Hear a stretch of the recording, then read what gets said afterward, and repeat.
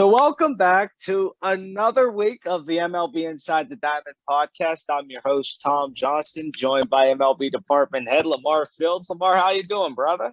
Pretty good, you? Yeah, it's just living life, to be honest with you. It's nice and rainy, kind of cooling down here in Pittsburgh. Bet the weather out in California is kind of nice and brutal at the same time.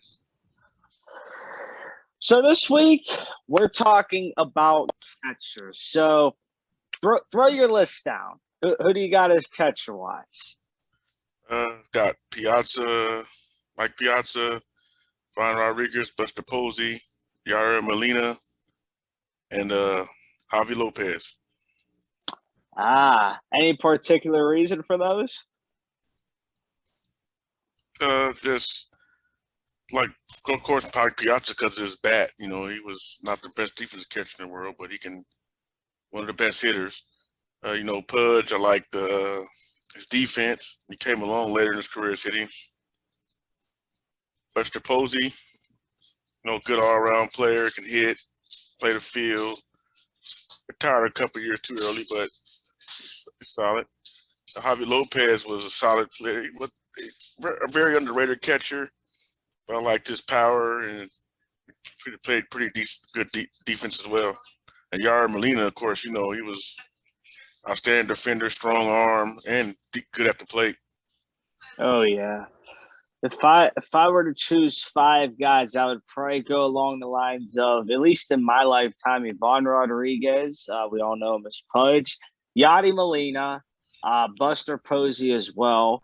I would choose those three guys in that particular order just because, even at the age of 40, Molina is still showing that he could still catch. He's logged a lot of hours behind the plate, but he never really has been known for his power in his bat, but he still has been able to produce at a high rate. And even though he's retiring at the end of this year, it's just you've never really seen a lot of catchers. I mean, I think it was a doubleheader one time against the Pirates, or it just might have been a doubleheader in general. I know it was definitely an NL game where the dude caught both games behind the plate, and I'm just like, this dude is just unreal. And I think whenever you look at a guy like Buster Posey, he's kind of what you would consider a complete catcher all around. He knows how to hit. He can hit for a nice average, but he also brings that power. But it's also he's a very reliable guy behind the plate and has a very strong arm.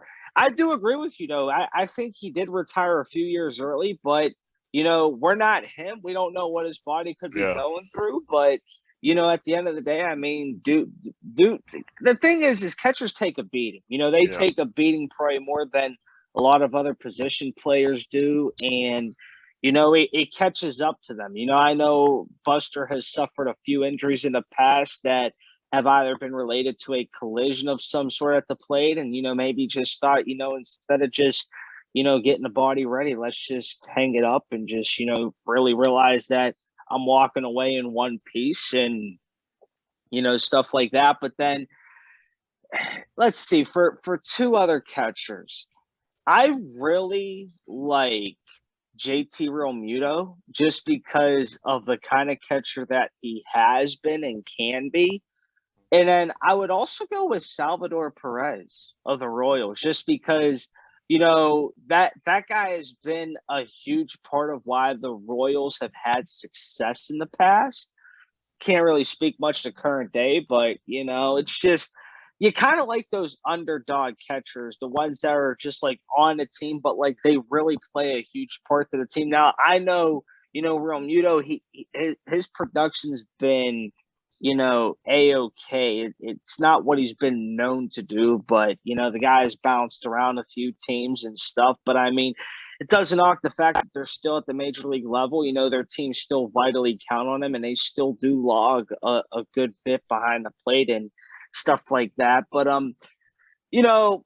bouncing even off of the catchers, there's been a lot that has happened in Major League Baseball these past couple weeks. For one, I am surprised that the Pirates they can somehow beat the LA Dodgers and stuff, but they kind of struggle to beat the Reds. It's just I don't understand it. I mean, it is what it is, but what let me ask you this. Why do you think that there might be certain teams that do that? Like there are teams that are just they're not that good, but like they just really bring it against good teams, whether it's at home or on the road. What do you have to say for that? Well, Dodgers are a good team, and everybody look up to play them.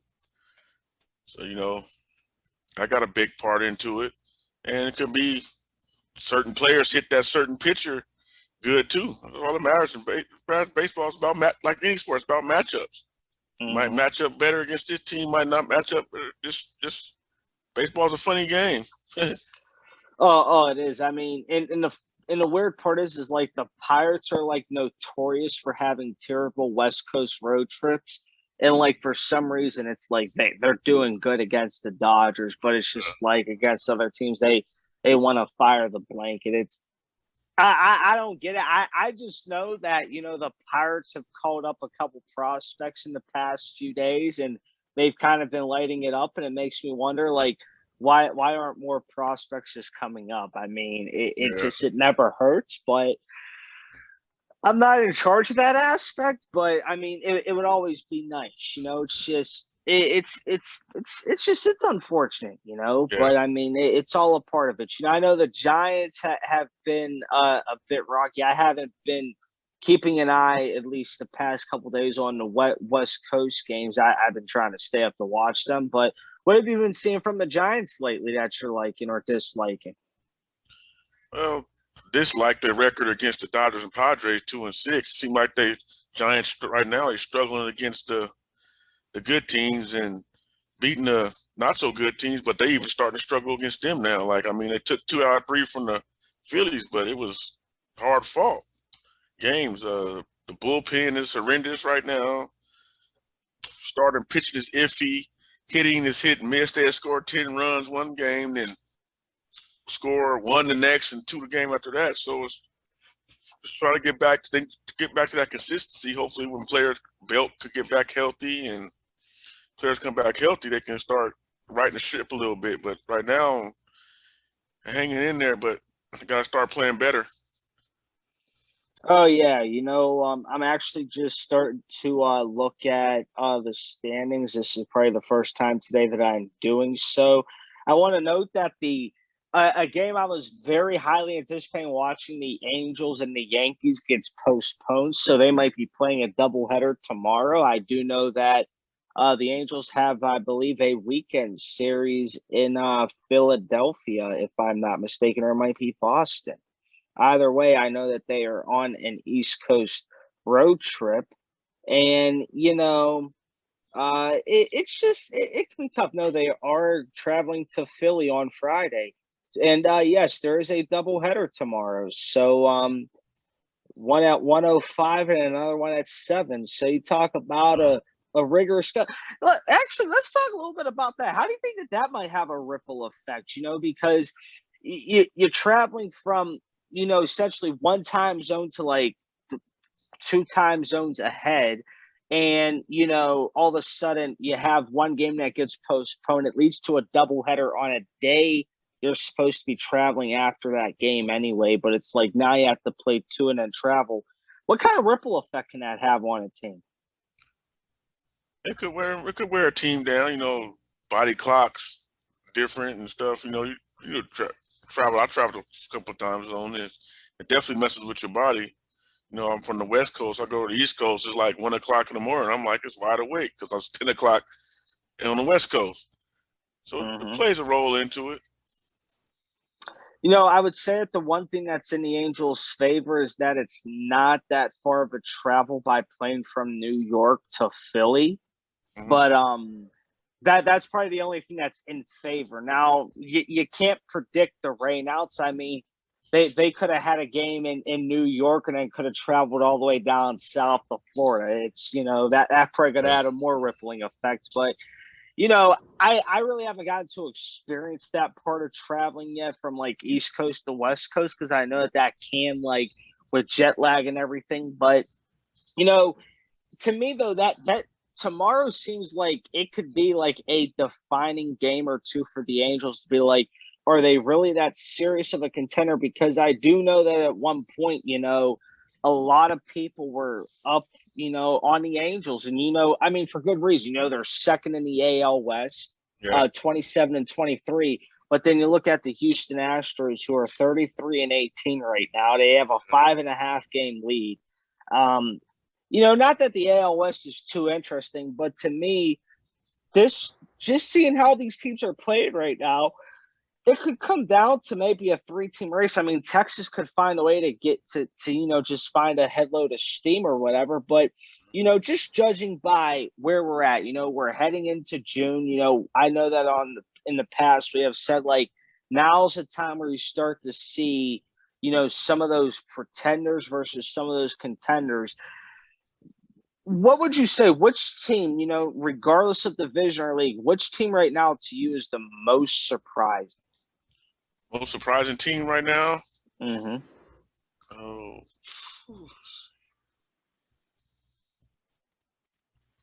Let's see. Most surprising team? I would have to go with Twins. Mm-hmm. Leading division right now. Had the White Sox winning that division, but they 4.5 games back right now. So I mean, the Twins got Correa and got a few other good players, but I didn't expect them to get off to this good of a start right now. Yeah. Now, what would be the team that is like the least surprising to you? Like, you kind of knew that they were going to be here, or at least you thought they might be in first place, but they're not. The Yankees. I thought the Yankees would be playing well, but I didn't expect them to jump out to a 34-15 start. I didn't see that happen. I felt, everybody was picking the Blue Jays in that division and stuff, and Blue Jays are got a good record right now, a decent record, but they're kind of underachieving to what everybody thought they would be. But they won 6 in a row, so they could be turning it around. I'll say this much. I think the team that is the most surprising to me, and this might come as a surprise, but it's just because I honestly thought that with DeGrom out, this team would have taken a hit, and they really haven't. I mean, the New York Mets are standing in first place, 35 and 17. And I also think that Mad Mex might be shut down for a while. I think he's been injured from reports that I've seen or whatever. And, to me, it just seems like the Mets right now, like, I mean, give Grant, this record could change at any moment. They could go on a losing streak or whatever the case is. But, just with the battles that they've had to fight so far, and the fact that, they're one of like, they're probably like the only one that's very close to a 40-win season besides the Yankees right now, is the fact that they're there. And to me, a team that I would have actually anticipated to be in a much better position than what they are. And this might, I'm not even going to go to the AL Central, because to me, I kind of seen that the Twins and the White Sox would be where they're at. I just expected the White Sox to actually be in first. But, I mean, the fact that they're 4.5 games out, truth be told, anything less than 5 is really ideal to like bounce back. And the fact that we're starting to get into where everything's heated up. But I would honestly say this: the Astros have surprised me, but I'd like to go to the AL East. I would think about the Blue Jays myself. I actually thought that they would kind of be in first place, but you got the Yankees to deal with. But if you look at it, though, they're not too far behind. I mean, they're only 5. They only have 5 more losses than the Yankees. But it's just with everything that they have together, I would have just thought that they would have probably been in first place. But we all know how difficult the AL East can get. But it also shocks me that, the Red Sox are in 4th place right now. They're 11 games behind. And, even with like the Boston market, even without some of their top stars, they always have that nice depth. And it just shocks me that, they're 11 games out. But, right now we're in June. It's June 1st. A lot of these calendars are going to switch. If you were to think of one team right now that you were to say, look at, no matter the league or the division, where they may not be in first, but you would honestly say, man, give this team a month and I see them in a better position where they are right now. Who is the team and why? I still think the White Sox. They're like Tony La Russa as a manager, and they got a lot of good young players who just need to put it together. I mean, baseball is 162-game season.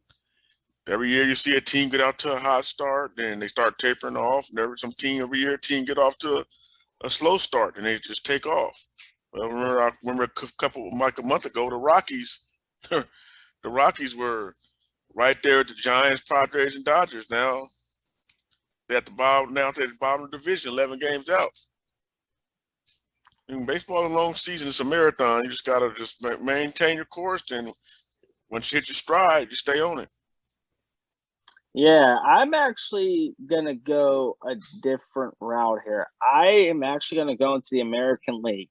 Not that I'm obsessed with the AL West, but something just tells me that the Angels are going to make a run because to me, where they're at right now, they just have had the tough battle of staying healthy. But I think with Mike Trout, as long as he does not get injured, or if he gets injured, it's not something that keeps him out for the long term. And I think if they keep all the pieces that they need to keep together, which one of them is Shohei Ohtani. I mean, he has proven that he can be pretty durable and really last long. But you have to ask yourself, how is him pitching and hitting going to, keep solidifying? But I think that with him, I think the Angels are going to probably make a run. And I honestly think that they might surpass Houston. I mean, you're looking at right now, 27-23, 5.5 out. And in their last 10 games, yes, they're 3-7 at home. They're 15-13, but on the road they're 12-10. They got to face the Yankees on the road, and the Yankees are 18-7 at home, 16-8 on the road. But then you look at their next opponent in the Phillies, and to me, it serves them in a great purpose just because with the Phillies are 12-15 at home, 10-14 on the road. I just think that it could be a recipe for success, borrowing how they get out of this doubleheader, but it's also going to be, can you experience that adversity now to play 2 games and then travel and then have the means to stay level headed to actually finish this out? That way it's because I know next week they do come back home. So it's going to be how do you actually withhold all of that, frustration, actually put it, thing, because if you think about it, they have 2 out of their next 3 series against the AL East because they have the Yankees on the road, Phillies on the road, but then they have the Red Sox and then they have the Mets at home.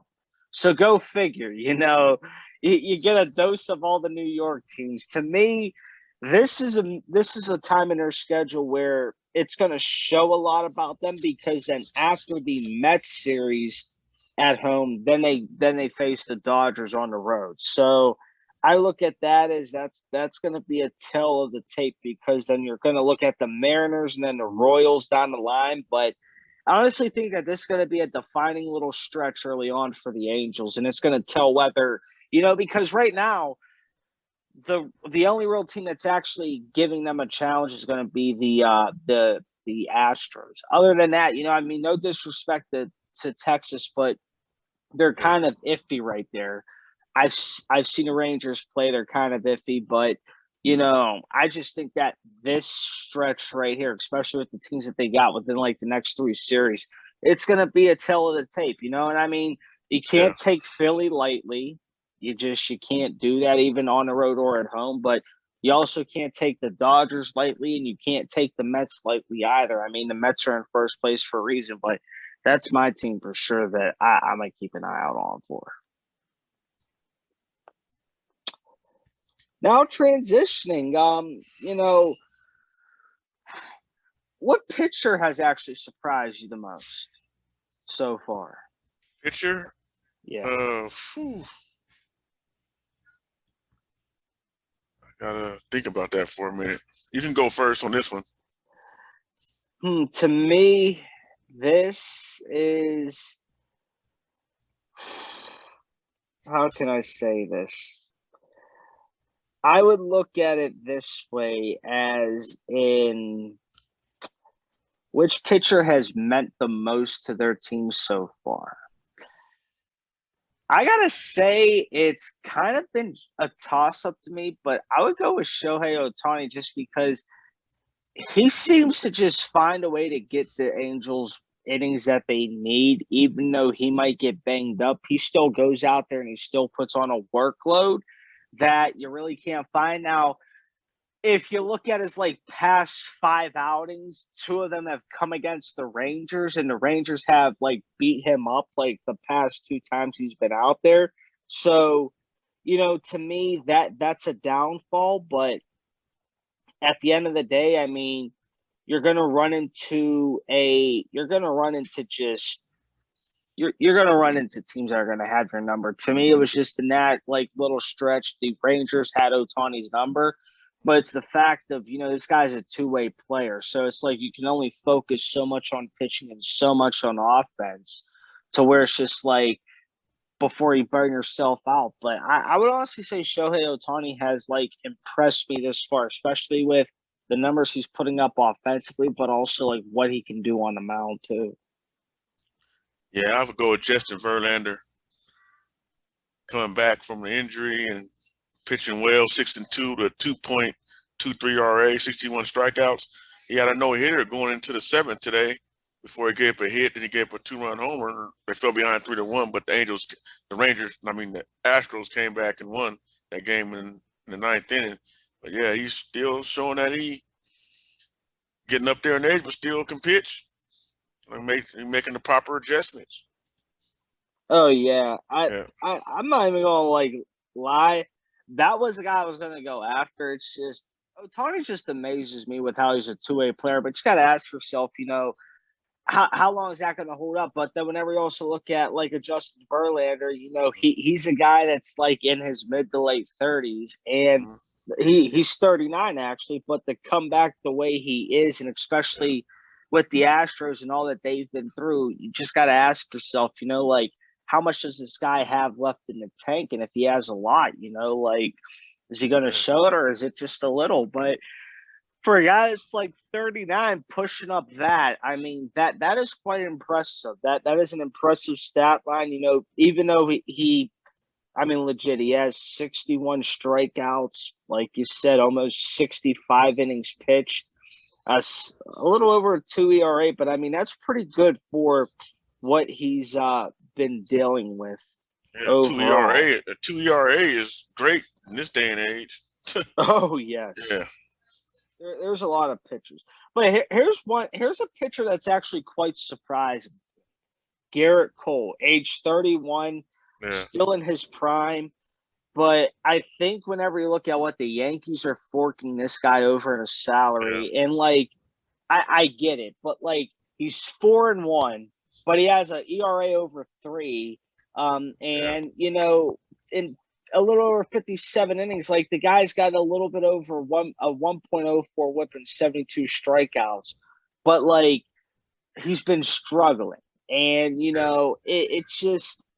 it's tough. But you got to ask yourself, overall in his last 7 games, he's 4-1 with a 2.33 ERA, with 10 games started. I'm trying to turn around a little bit. But then if you look at the last 3 games, he's had 2 outings against Baltimore and 1 against Tampa. And, even in the Baltimore series, the one at home, he went 8 innings, but he also gave up 5 earned runs. Yeah. And then, whenever you look at the one at Baltimore, he gave up 2 earned runs, but it's still, Yankees are paying this guy a lot of money, and you don't want to see that struggle. But in his last 15 games, he's 4-1 with a 3.12 ERA. It's just those numbers they don't speak loudly. I mean, in his last 15 games, he's allowed 15 walks.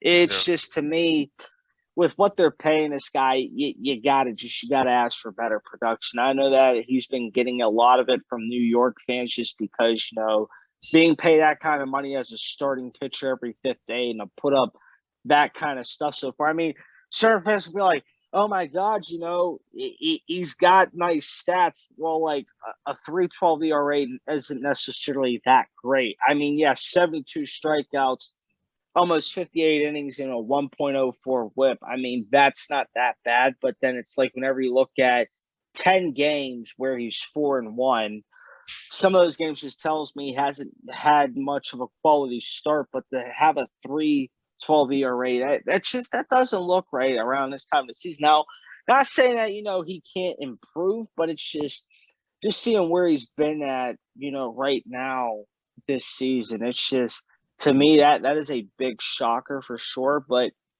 knowing Garrett Cooley's gonna hopefully rebound just in New York, you're in one of the bigger markets where baseball actually means a lot to them. So it's that's that. How about hitter wise? What batter has actually surprised you the most so far? Paul Goldsmith. I mean, he's always been a good hitter for power, but now he's starting to hit. Now he's starting to hit for average. He got like a 26-game hitting streak right now, and really using the whole field and everything. Looks like he's evolving as a hitter, which is great news for the Cardinals. I mean, he never batted. I mean, like 294 last year, 304 the year before that, and this year seemed to be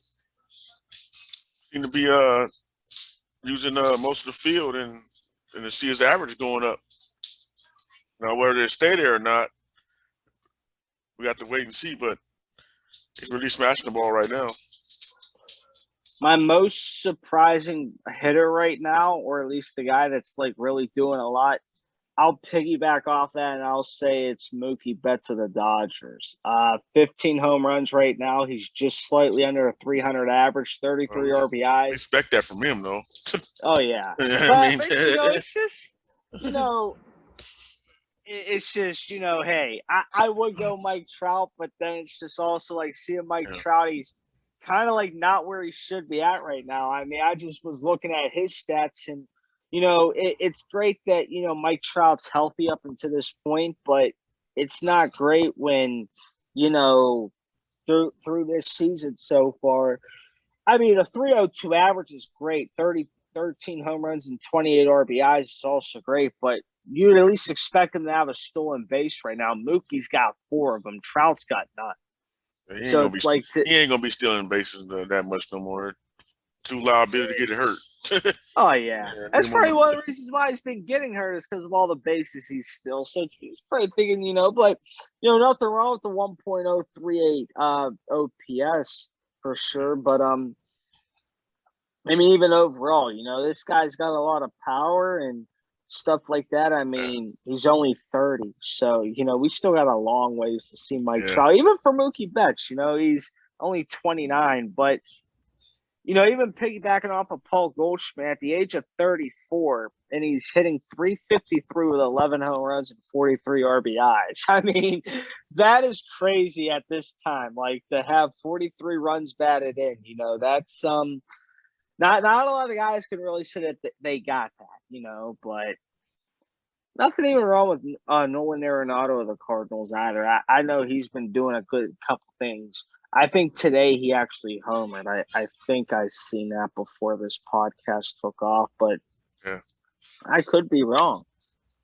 Anything else you want to talk about today? That's pretty much it. Oh, I got. Same here. It's nice to see the teams where they're at.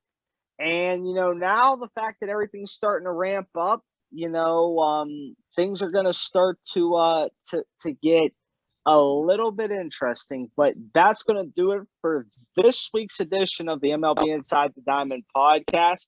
I want to thank LaMarr Fields for his time this evening, and got a lot of baseball to look forward to. Going to be a good doubleheader tomorrow for the Yankees and the Angels. Looking forward to seeing that, along with all the rest of the games that are taking place today. So with that, we'll leave you guys with that.